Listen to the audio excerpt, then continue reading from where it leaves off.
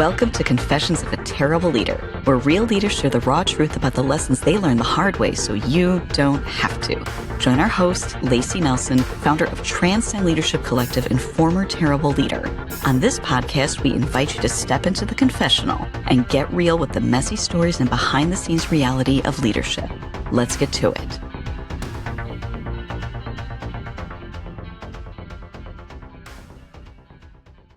Hi, I'm here today with Layci Nelson from Transcend Leadership Collective. Layci, thank you for coming onto this recording today. Oh, absolutely. Thank you for having me. It's great to be here. You've presented at camps events in the past, and everybody loved it.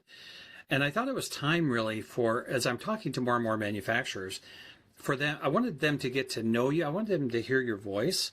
But I'm finding more and more as companies develop, they get to a point where the people part of their business becomes more important than the technology part of their business.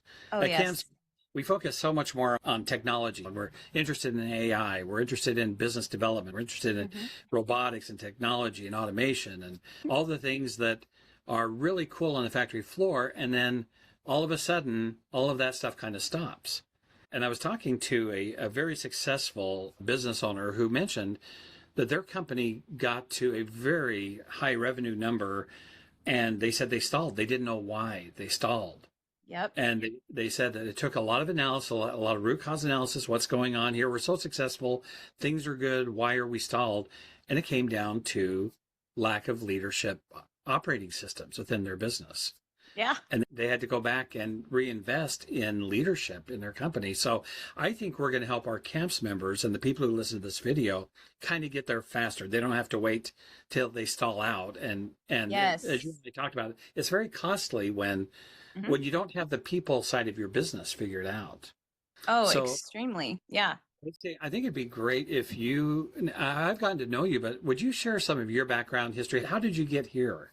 Absolutely. Okay. Depending on how, I don't want to take up the whole podcast with my backstory, but how did I get into working with organizations? Short version is I earned my degree in social work, psychology, and sociology. Not exactly screaming manufacturing, right? But what I really learned and got my feet wet in early on was workforce development and working with people. At that point in my very early days, I actually did gang intervention and prevention work and Whoa. helping young people that really wanted to turn their life around, take a different path. What is it? What are these second chance opportunities out there for me? What does it look like? And that was getting my feet wet in the industry of workforce development. And I have never left it. It's just taken on multiple flavors over time. So fast forwarding a couple of decades, and I then had my kids and decided I want to take a little break. And at that point, I was in executive seats, and I knew by taking a break from the workforce, it might be a challenge to hop right back in it at that same level. As we all know, things move a million miles an hour. And also during that time, we made a move, and we moved in back to my hometown, which is Yakima, Washington, born and raised, and proud to be from here. Union Gap, technically, very proud to be from here, especially first generation college graduate, I'm even actually a first generation high school graduate on my dad's side. So definitely felt good to come home and be able to reinvest in the community that I was born in. But I had no professional network, and my parents had no professional network for me to plug into because they just lived a very different life than the one that I was leading. And I, after some trial and error and had some, what am I going to do next? I thought, what do I love? What feels like breathing for me? And it was helping people learn how to build teams. When I really got down to it, building teams and doing it in a way and leading in a way that people want to follow was something that I'd replicated over and over again in my own career, and started teaching through workforce development. Through some encouragement from people that know me well, I said, why don't you try it on your own? And in 2015, hung out put my shingle out and started Transcend Leadership Collective, which back then was called Nelson Management Strategies.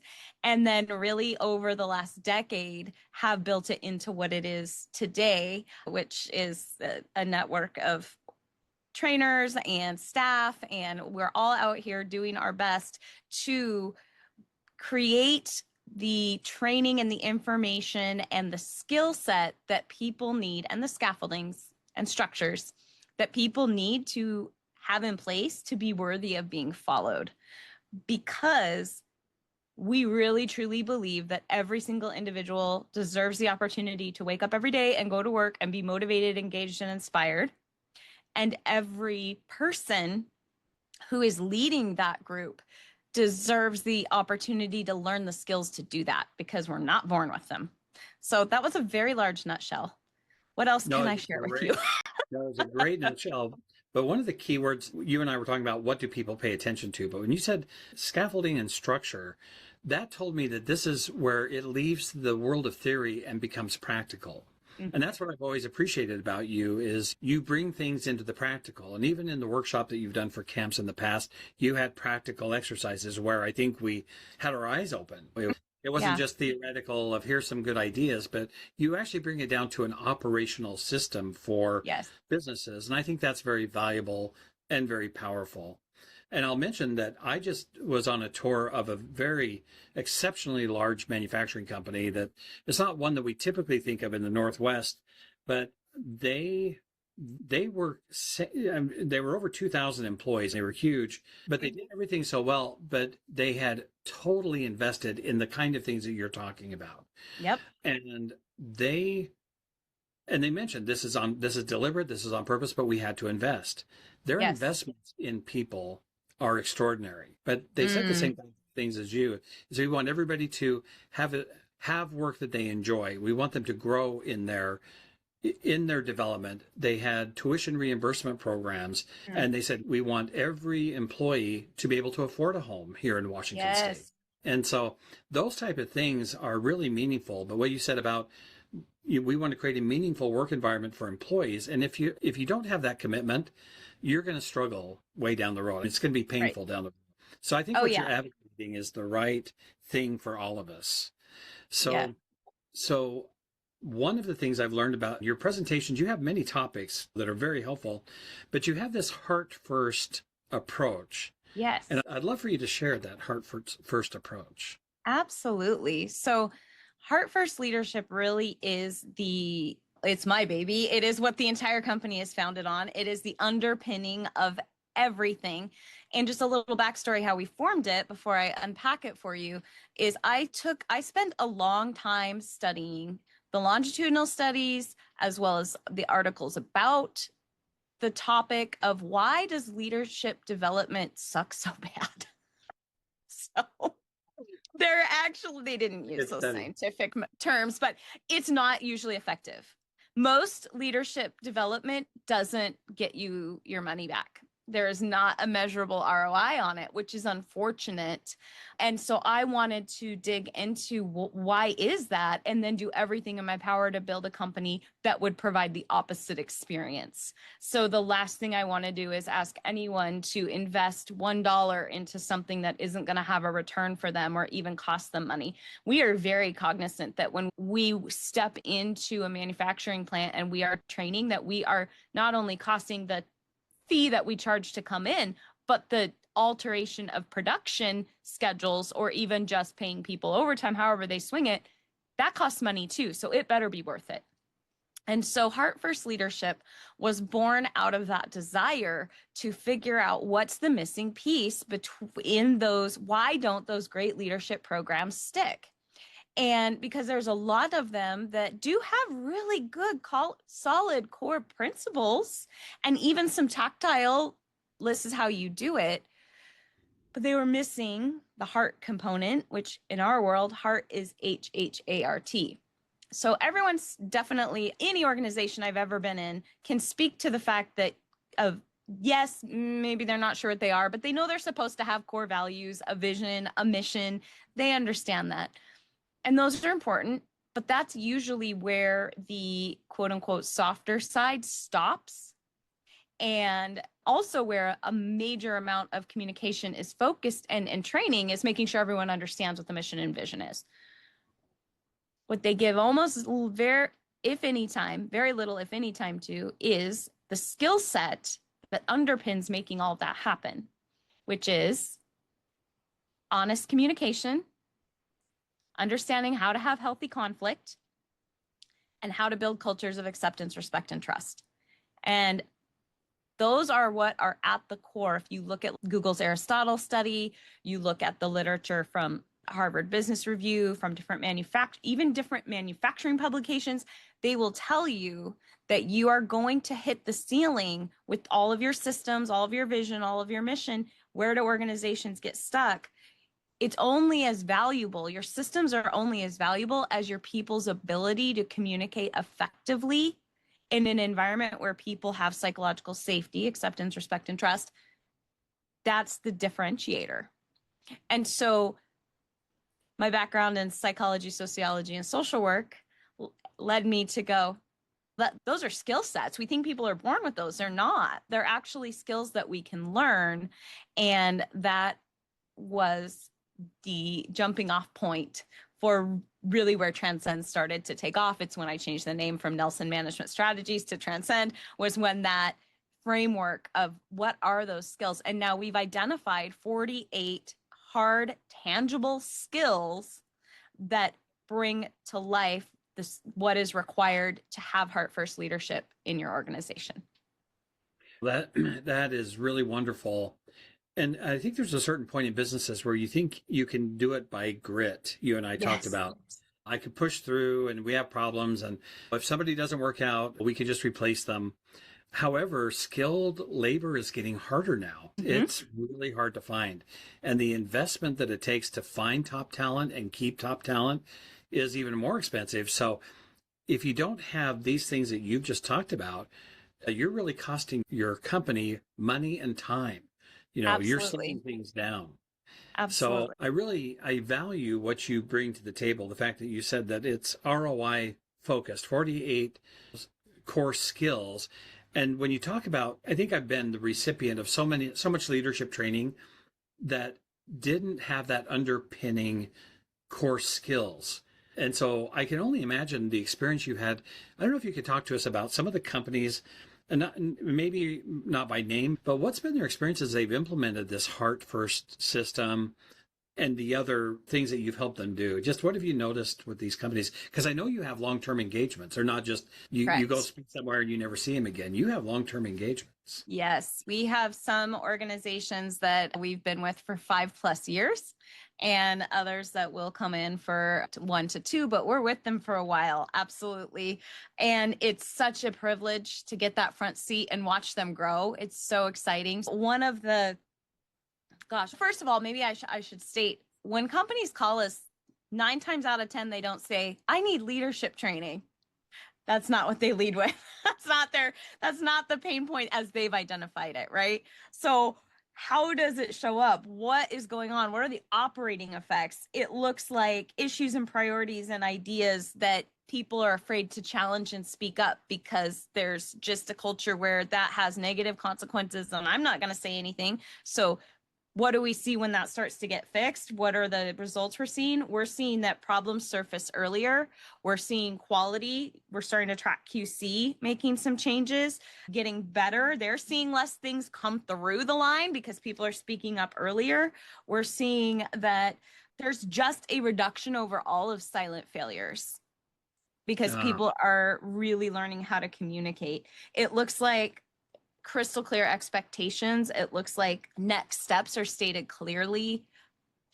Simple things that are simple, but they're not easy, like shift handoffs, have maybe 2 more minutes added to a shift handoff with a 20% increase in productivity that day because the shift handoff was done well. And so really those communication skills and understanding that standards can stay high without humiliation. You also can identify the impact of dehumanizing behavior and what does it look like? And those are the reasons people leave work environments. Mm-hmm. 9 times out of 10, people leave somewhere because they don't like their supervisor. It is their boss, they feel like my boss doesn't do anything to protect me and I have this horrible work environment.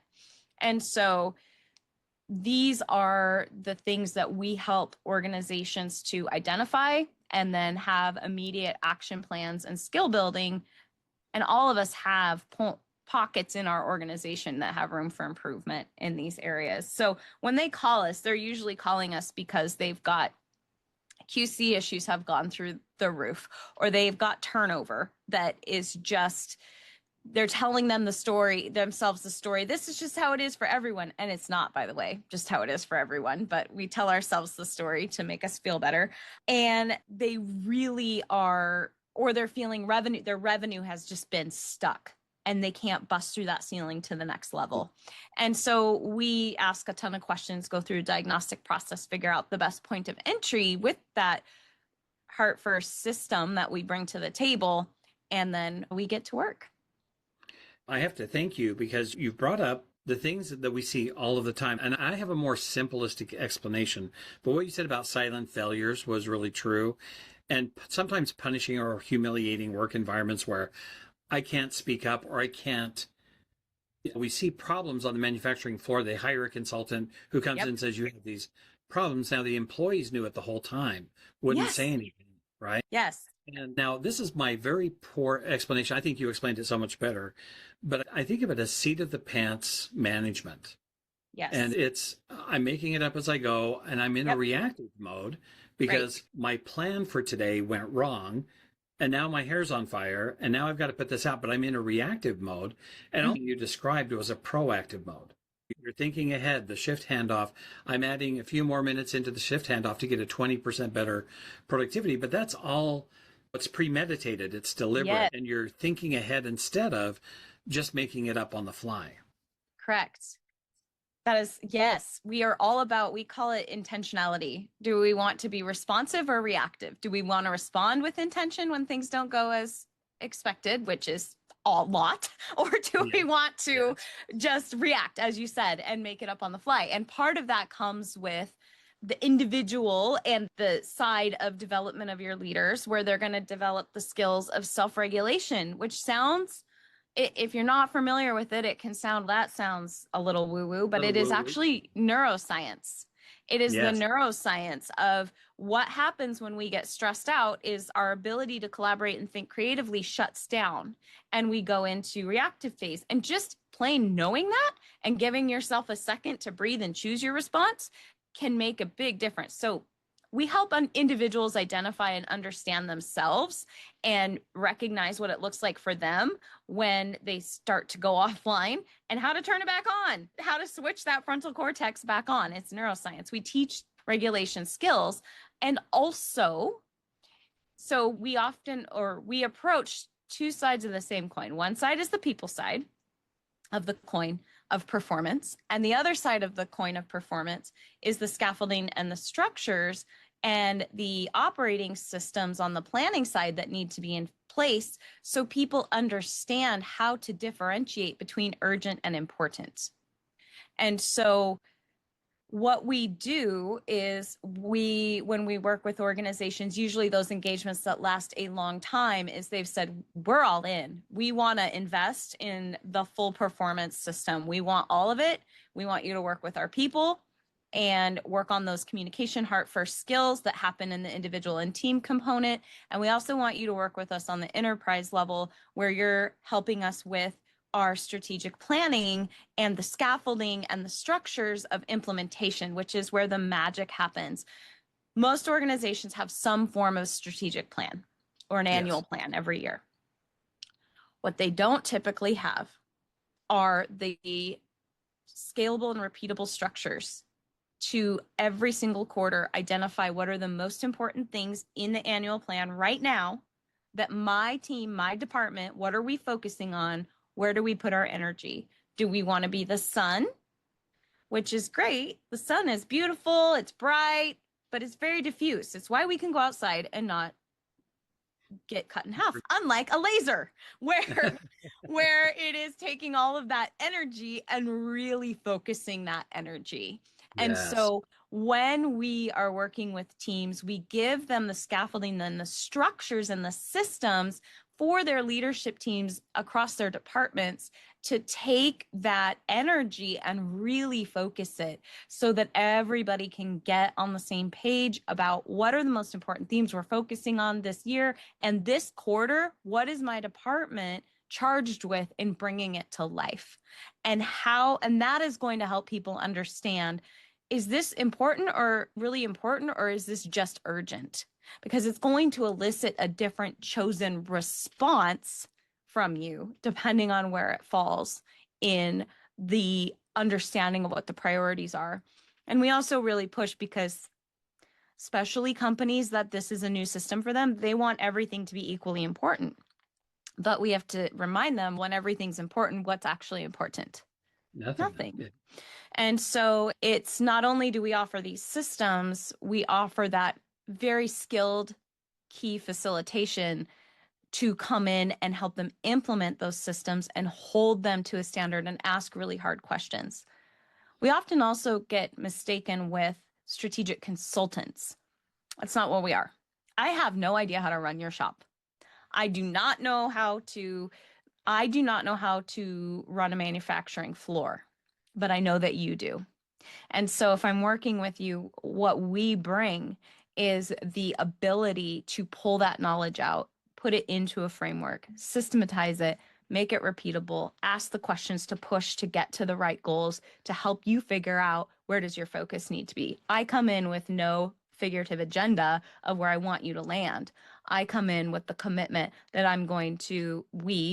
myself, my team, we're going to push, we're going to ask the right questions. We're going to have these expectations for communication at a HHART-First level that's happening in this leadership team to fill out the scaffolding, to put the meat on the bones. Our expertise is the scaffolding and the facilitation. And then we take your expertise and marry the two together. That's wonderful. You earlier talked about and showed me an image. Yes. That is not ready for development, but you were kind enough to be willing to show us a pre-published version. But I really liked it. I thought it would help those watching this to appreciate what you have and how it fits into their world. So absolutely. Yeah, let me pull that up for us. My graphics person, I'm going to be in big trouble for this, but I will share this image with you. This is just an AI rendering. We're working on it. And this is going to be much more ready for public consumption in the coming year. But this is where we're at in learning to continue to refine and talk about what we do with manufacturers. And we really do provide a manufacturing performance accelerator. Again, the two sides of that coin of performance and having a world-class team are the people skills, the heart first, what we often think of as the soft skills, which, as we've already established, no, they're actually hard skills, and there's 48 of them. But across the bottom, those skills that are required for honest communication, healthy conflict, acceptance, respect, and trust, that sits at the underpinning in the center of everything that we do. And we take that flywheel of innovation, which you'll see that there in that triangle with heart at the center of, it really starts with, you want an innovative team, which is the answer should be yes for every single one of us. And so if you want an innovative team and your team feels stuck, it's often stuck because they are missing one of the components for innovation. And that is where we take a look at capacity expansion and leadership stability.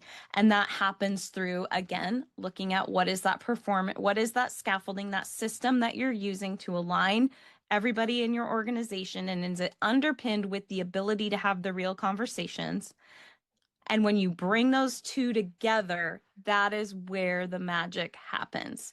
It is in having both. You can have an operating system, but if your people can't talk to each other effectively because they're lacking the skill set required to do that, or there needs to be a culture shift, but no one knows how to actually have a culture shift happen besides saying we need a culture shift.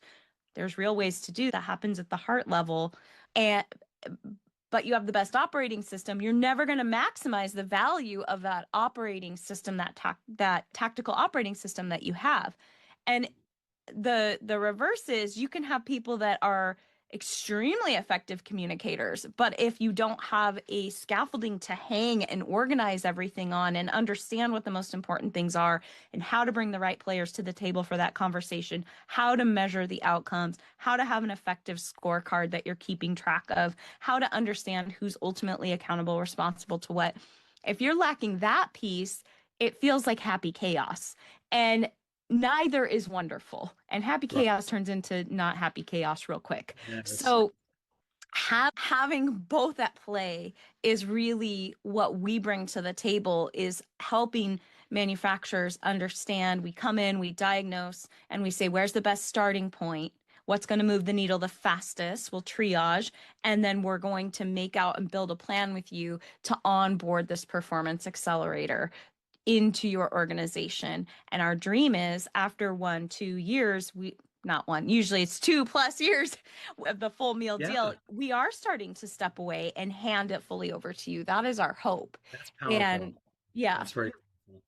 Now, you have been very kind in the past to share with me. You have a very impressive client list, and I'm not asking for names at this point, but what do you see in the progression over time as they implement these ideas like this innovation flywheel, this HHART-First skills that you've talked about, and then this alignment to the strategy and the goals? And I don't know, what have you seen in the companies that have implemented this? I can approach it from two different angles. We could talk about it from the supervisor communication side of what have I seen, and then also from the planning and execution, more of that scaffolding, that performance accelerator operating system side of what have I seen, what have we seen on my team. And so one of the organizations, and both of these organizations are very well known, but I always respect the confidentiality of my clients. And if you want to see the full list, you can go on to our website, but I'm going to change names to protect the guilty, right? So one of the organizations that we were working with, they had a very common problem on the floor of perceived favoritism. There was just a rampant feeling that some people were getting special treatment in the organization, and it wasn't clear to them why there were certain people that were getting promoted into shift leader positions or into management positions and other people were not. And it became very clear that what originally looked like a problem with a bunch of individuals was really a problem with the system. Yeah. And through that communication and some training, and part of our process of working with an organization is we interview the frontline before we build out the training. So we did some focus groups with the frontline, smoked out the issues, and actually asked the people that are going to be impacted the most what they think their bosses need to know. And boy, did they talk. When you get them in a room and you're not recording anything, I don't even ask their names, and I tell them up front, I'm not asking your name because I want you to believe I will have no idea how to tell people what you told me today. We really get the goods. And it became very clear that no one in this organization that we had in the focus group, at least, understood why what were the qualities people were looking for in leaders. They had no idea how you qualified for a promotion. So it was a systems problem, and they thought all these people were just playing favorites. They were looking for certain qualities, but the qualities, once we did the work and pulled it out of the leadership group we were working with, they were consistent, but it was invisible. The rules were invisible. And so it actually wasn't favoritism that was the problem. It was the perception of favoritism because they were operating off of an invisible playbook. And so we took that invisible playbook and made it visible by creating with that group a matrix of skills, and they were ranked, and some of them were ranked as non-negotiable. And they were weighted so that they had an extremely tangible tool that they then took through this whole company, which is vertically integrated. They took it through the whole company, and then now have one standard for this is what it takes to be a leader. This is how we measure it. This is how it ties back to our core values. Wow. And this is what the behavior looks like when it's happening. And this is what it looks like when it's not happening. And the complaints of favoritism after that was introduced almost disappeared. Yeah, I bet it did. But it probably had so many other positive effects in the company. Can't even imagine. Yeah. They started using it in their performance reviews. People were now told very pointedly, this is exactly the behavior that I want to see, that I'm not seeing. And it takes the personal out of it as well. Yeah, I love it. You do a lot of podcasts. I feel honored that you're willing to come on here and do this recording with me because you do so many. You have your own podcast, you've got your website. So if somebody wants to figure you out and understand where you're at, of course, we want to get them started on your website. How do they find your website? It's the longest website in the world, but transcendleadershipcollective.com is where you can find us. And please do come find us. And then also, if you reach out to me on LinkedIn, which is Layci Nelson, Layci, that's the trick. I think there's 3 of us with that spelling on all of LinkedIn. So Layci Nelson on LinkedIn, Layci. Yeah. And then you can also access everything from there. And please reach out. Tell me you heard this and you're interested. It was interesting. I will not launch into a hard sell. I promise. I just want to know you. So say hello. I agree with you, Layci. You've been so good. You're also involved in the Women in Manufacturing organization. I am. Maybe several others I don't know about. But when she talks about manufacturing, she's really authentically involved in manufacturing, the Women in Manufacturing organization. She's spoken to our camps events.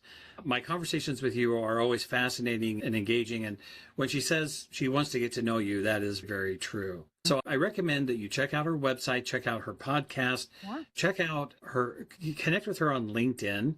Yes. And then I'm also a conduit. So if you connect with me, I'll get you connected to Layci. But I think it would be really cool to have companies who are applying this HHART-First methodology, get your systems, processes, but don't let the friction and the resistance that builds up over time, if we don't have this in place, can really slow a company down, and we want to speed you up. Yes. So Layci, I want to say thank you for this engaging and informative and inspiring and conversation today. I think this was very meaningful for everybody who listens. Thank you, Kirk. You're very generous in your accolades, and I appreciate that. Thank you. Camps is really a fantastic organization. We are proud at Transcend to be affiliated. You're sponsoring a WIM event. Camps is right in there in the heart of it. And the vision you have as a group for manufacturing in our region is nothing short of inspiring. So thank you for having me on. Thank you so much, Layci.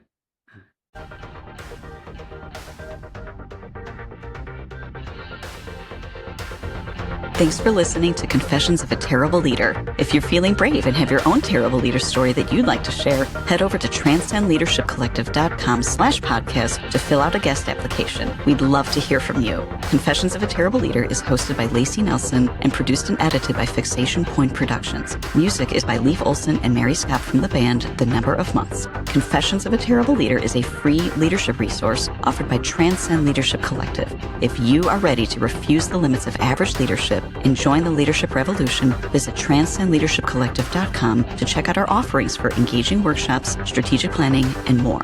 Thank you so much for listening. Don't forget to like, subscribe, and leave us a review. And until next time, go manage like a leader.